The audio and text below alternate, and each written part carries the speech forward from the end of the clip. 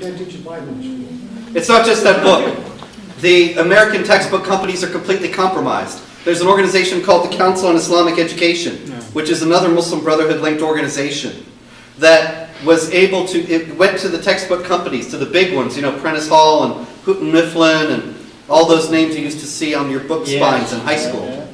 And they told them that the textbooks were biased in a Western direction, that in the interest of multiculturalism, they had to get the right to vet the textbooks. And one of the things is, the result of that is that the textbooks are completely positive toward Islam. You mentioned that the Crusades are all they hear about Christianity is the Crusades, which is, in an operational sense, a period of 200 years out of 2,000.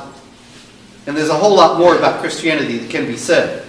Nothing about the jihad, which overwhelmed what had been over half of the Christian world, 450 years of conquest before any crusades were ever contemplated, and of which the crusades were a delayed defensive reaction. Not to say the crusades were perfect, but just to put it in perspective. But there's nothing in these textbooks about the jihads or about the ongoing jihad imperative. And these textbooks, not only that, they force students to make professions of faith.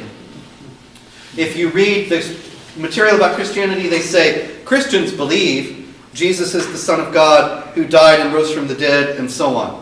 If you read about Islam, it says Muhammad is the apostle of God and the final messenger, and the Quran is the eternal word of God. It doesn't say Muslims believe these things. The students are forced into affirming them themselves.